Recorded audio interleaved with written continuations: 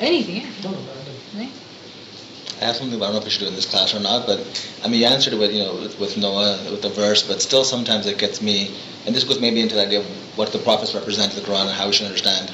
So we understand we can cross-reference and, sometimes one verse answers another verse, but the part that bothers me about this verse still is the fact that he asked for something and it almost looks like he's getting rebuked and saying, don't ask about things you don't know, and also it seems like he's denying the prayer, meaning that he's my son, but no, he's not your son, right? And he'll be punished. And the problem is that sometimes we read in the books that prophets are manifestations of Aql Kul, they should have all knowledge. So how can he ask anything he has no knowledge of? And how can he make a prayer that's not immediately accepted? Because then if we try to talk about principles, sometimes we talk about, like you say, mom asking for forgiveness. Someone else can turn around and say, no, but look, in the Quran, Noah asked for something and he was denied. The same way your mom asked you for, but doesn't he could be denied? Or how can they be manifestation of intellect if they should know everything without having to make a mistake of asking, right? So there looks like there are three questions there. Yeah, three. So they are the Aql Kul or the universal intellect. That's what our belief is for all the prophets and the Imam. Now, we need to think of this event of Hazrat Noah. This was just the beginning of his resurrection. If we understood that part, and I think I did say that he was about to go through the resurrection, and the flood was of the resurrection. Was he already Aql Kul? He wasn't. Meaning he was just at the beginning stages. Again, when we read the Quran, we have to look at the underlined words that is Allah is using for their history or the event. For our example, he was not Aql Kul yet, meaning he did not knew a lot of things. Okay, that's number one principle. Number two, when Imam asks for it, how come it doesn't manifest instantly? If we should ask for our forgiveness, then we should be forgiven. Or whatever he is asking for shall happen. Now we are talking about two different alam. So there are two different worlds, world of creation and world of command. In the world of creation, everything takes time. And we'll take some example. In world of command, everything is done instantly. In the world of command, the ism is called kun fayakun. To be and it would be. And that's it. As soon as you say it, it would happen. That's the world of command. Alam-e-Amar. Now in Alam-e-Khalq, the world of the creation, everything takes time. And the example is, when a mother becomes pregnant, the world of command is to be, and she becomes pregnant. But in world of creation, it takes 9 months for child to become alive in this world. Was this child alive already in mother's womb? Yes, with the command from the other side. He was already alive. But to us, it took 9 months. That's world of command. Compared to world of creation. Everything takes time. Third thing that we need to cover in the question is the principle. That if you do bad, even if it's ask of forgiveness, you still have to pay for what you have done. Meaning, once you fall down, you have to get up and you have to walk back again. That's the principle. Meaning, it would take time for you to get back up. Because Allah has forgiven due to the asking of the Prophet, He has opened the door for you to walk back up. But you still have to get up and walk. You still have to do that. Come closer. There's no way we can think of this story in time of Prophet Noah. Come over here today. So, we all heard that famous lecture, is there anything other than rites and rituals in our Jamaat? Did you send that? Yeah. Think of two different moments. One who does anything and everything to receive salvation. Another doesn't do anything. But when he dies, or when they die, Mukhi Sahib asks for same dua for both of them. Same sifarish for both of them. Because Mukhi Sahib asked for salvation of the soul, they both will receive the salvation. That is our iman, that is our belief. But what we don't know is the timing behind it. How can one who has used his every second, last minute to do good thing, and other one who has not done any good thing? They both be in the same place. They eventually will be in the same place. And that is the promise of Allah. You have to come back to me. Tahan or karam. Willingly or unwillingly, you must come back to me. That's the principle of Him. Now, the timing is on us. Because he asked for his salvation, he got a boost, the door is open, but he still has to take the journey back to Him. And one who has done all the good things, he only needed was one last push, and Mukhi Sahib and the Jamaat decided to salawat and gave him the last push for him to become one with Imam. So that one happened instantly.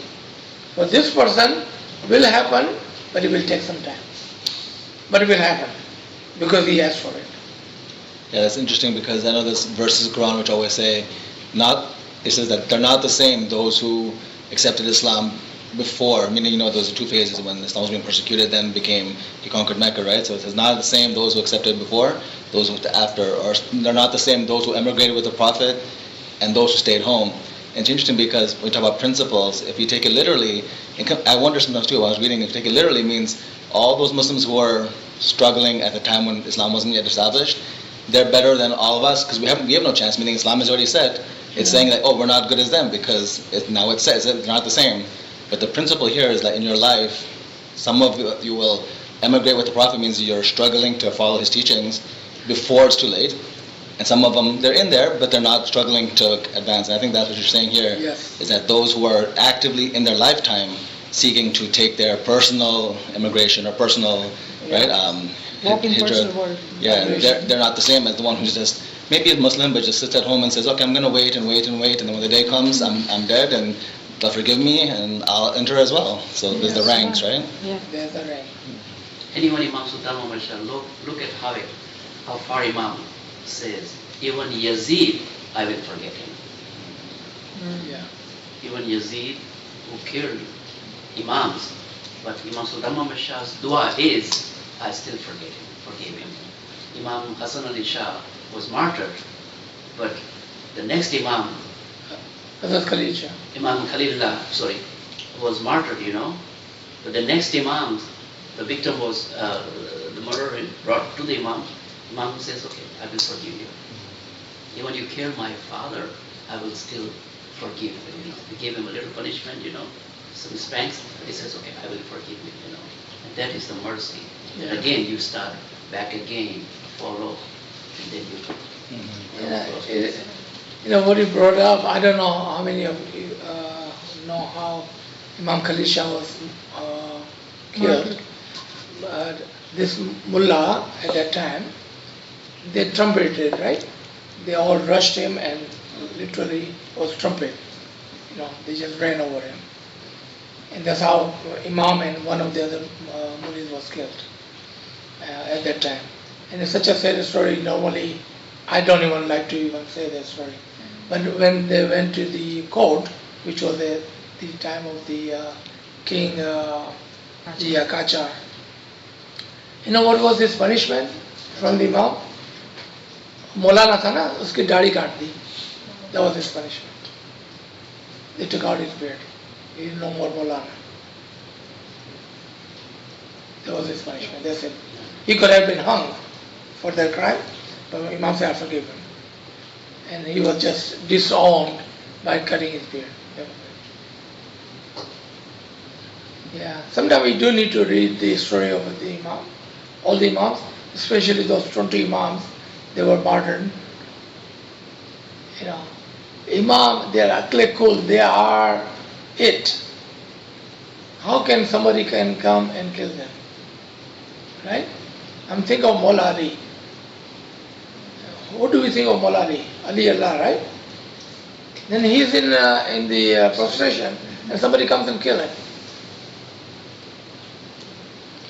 You know?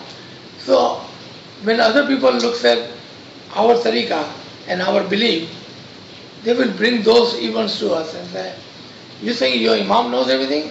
If he knew, why did he even go to the masjid that day? He could have stayed home. Or, even if he was in masjid, Ali was so powerful that people would not stand in front of him. He could have just stood up and the guy would have run away. But he didn't. So sometimes, we need to learn, and so we can, because there will be people who will ask you that question.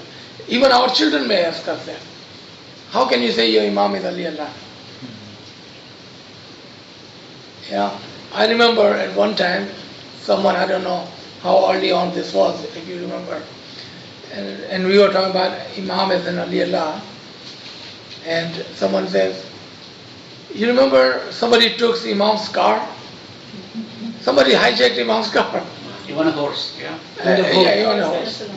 But in this event of the hijacking Imam's car, Mullah was jogging, so he parked somewhere, and he got out and he was jogging. When he came back, somebody hit him in the head and took his car. What a test, right? Test for us and test for everybody. What kind of Imam do you have? He cannot even protect his own car. And you ask him for his protection. What a test for us. You see that? Sometimes it is hard, but if your iman, your faith is solid, then you understand the test. But if it's not, this can become a hindrance for a moment. So how would you explain this thing if somebody asks like that? So my thing is, so one thing which we just read, that Allah knows what you don't know. Right. All right. So one of the things is, but then it needs further explanation in there. Right. So let's take this event of carjacking, right? All right. So number one, I already said, this is a test for the mu'minin. Number one. And then I would ask, if somebody was asking, did you not see he's just merely a human? That's what it says in Quran. Why somebody is asking you that question? Because they see Imam as what? Human. That's how you answer them. And you will find the principle in Quran. When they do bad, Allah says, then I put a veil in front of their eyes and I push them into the darkness. Why would Allah do that to anybody? Allah doesn't do that. It is your act that you are doing it to yourself. So if someone asks you that, that is the answer. Because they see Imam as an human. You don't sit over there and defend the Imam. You don't. Because they will never understand. Because this is a matter of faith. And for a moment, this is a test. How do we see, how do we move forward after that? Can you imagine at the time of Mullah Ali, that only 17 mu'minins with him, or whatever small number there was, they believed he was Ali Allah, then he was killed. Can you think of the the iman or the thought they must have gone through?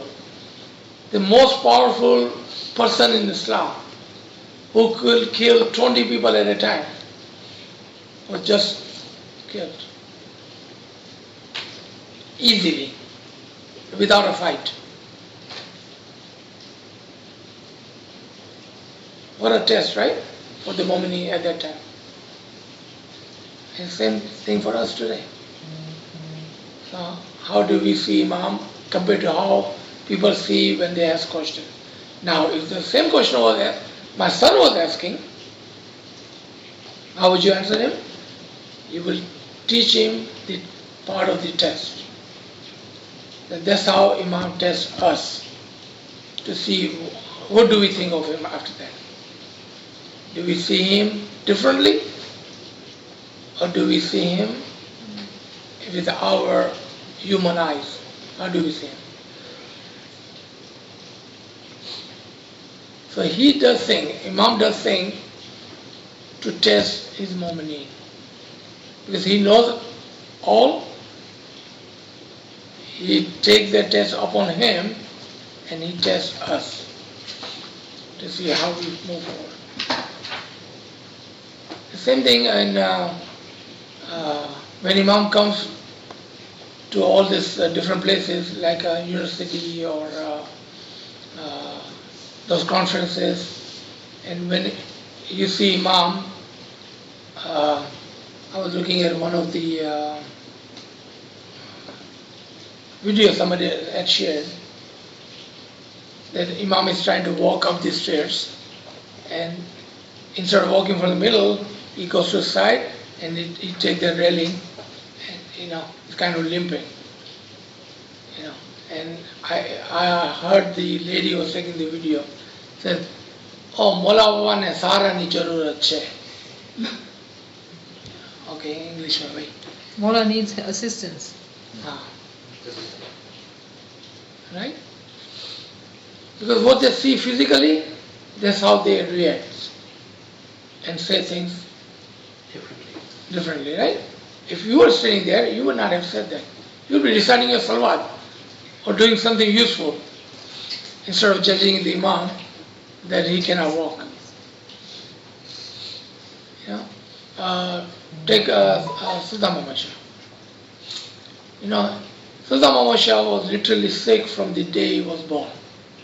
He stayed sick all his life. And what doctor had told him, or his mom, that they didn't think he would live behind his teenage. That's all. That was his life expectancy at that time of Saddam Muhammad Shah. And look at it, the longest Imam in our history. 72 years of Imam. So the test was upon the Mu'mineen. They were looking at Imam, they were looking at the miracles, and the believer believed, and the unbeliever saw but did not believe. That now whenever Sir talks about Hazrat Noah or Hazrat Ibrahim or Imam Khalilullah or any, it automatically goes back to the history and we understand what he's trying to explain. And that Tariq-e-Muhammad, one word, is explaining the whole story in a nutshell or in a capsule, and automatically the tear comes out. And that's why Imam says that you should know the history of your Ismaili Tariqa. So history is so important. Yeah. So if there is no other question, is there one? To comment, just because you mentioned how it was at the beginning of his prophethood or the resurrection for Hazrat Noah, right? And it is interesting because then, like the next couple of verses down on 1148, because we were doing 1145, 46 before, right? Mm-hmm. So 1148, it gives, you can see there is something here. If this verse has any relevance, that means it's a further stage of his let's call it prophetic mission, right? So he says, and it was said, "O Noah, descend with peace from us and blessings on you and on the people from among those who are with you." And again, sometimes we you might just skip it, but now if you understand that this is a progression of his both ascension, going up and coming down, kind of like Miraj, right? The Prophet went up and came down. So this is a further step development So that just 2 verses earlier when he said, don't ask for something you don't know of. But then later on we do see that there must have been some progression in him, because now he is descending with blessings upon you. And also, how seriously sometimes do we, or not seriously do we take Quran? Meaning, if you think that if blessings from God, what can that mean, right? That barakah from God comes on somebody, it must be a major change for that person. So we cannot say this Noah of 1148 is same Noah as 1146. I think that's what you mentioned, that at that time he was not, perhaps, because he hasn't gone through the resurrection, or you could say it hasn't gone through Miraj yet, and now he has. So there are differences between the Prophet. And as you were speaking, it suddenly I made a connection. Some of us, we went through that, we spoke about Hazrat Khidr story with Moses, right? And what his Khidr kept telling him says, do not speak to me or ask me anything that you don't know of or you won't understand. Until I speak to you, don't ask me questions you don't know of. And 3 times it happened. He says, that was demonstrated, you don't know about this yet. Interestingly, there, that's what Allah says to Noah, says that don't ask me of something you don't know of. Yeah. So there must be some sort of parallel between these 2 figures. And of course, we can't say, Moses was ignorant, meaning in that story it looks like it was, but then we know later on what Moses, other verses, what Moses' rank was. Yeah. So similarly, it could be a progression. Yeah. So it makes it a little bit difficult too, right? Be careful when you read these verses. You might think, oh, Noah and Moses, they don't know anything, and but then later on you'll find out, oh, okay, I must have missed something here. Yeah.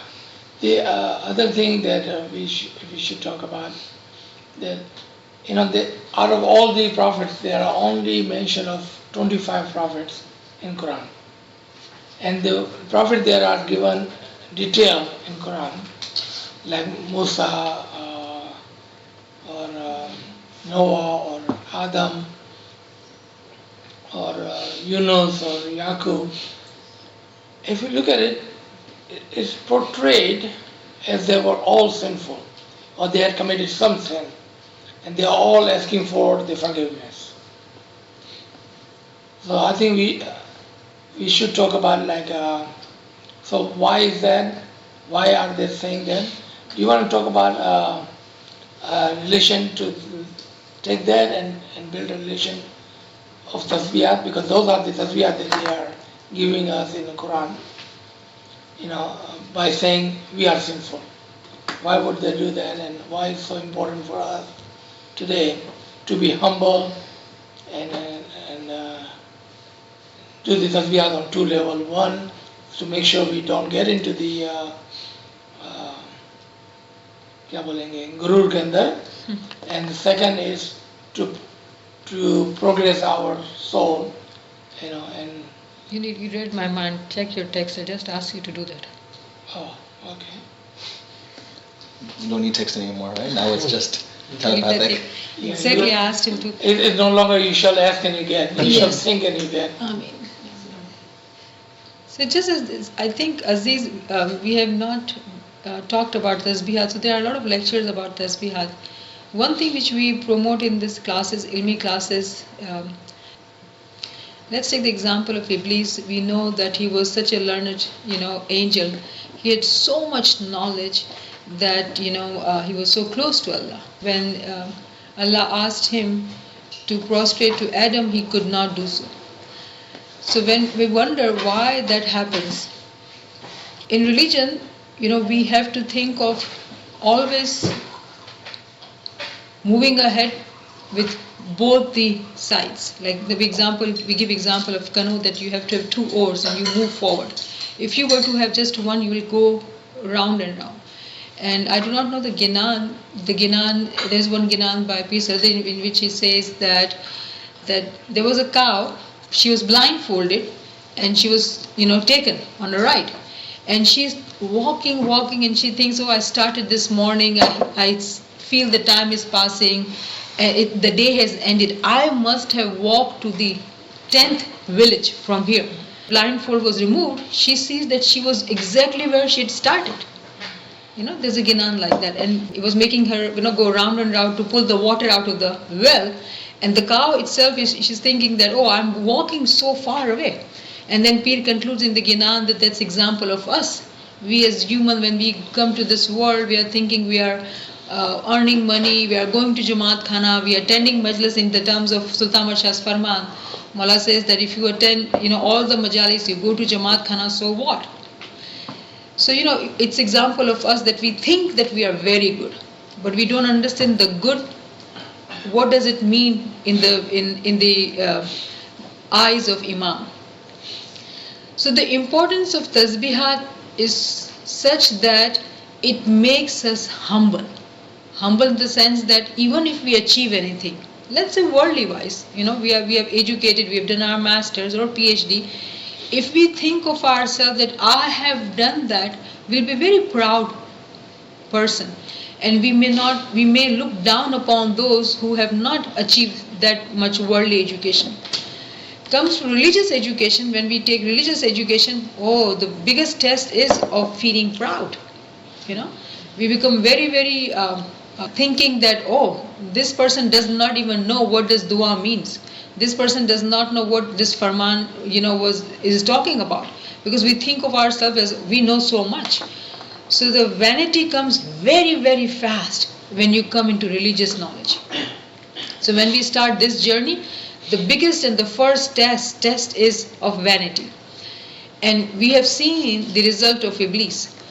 When we do tasbihat and tasbihat with Girya Uzari, why do we in both times in Jamaat Khana say that we stand up? Number one, we do not say Girya Uzari ki tasbih while sitting down. That's another thing to notice. Why do we do that? There's a wisdom in it.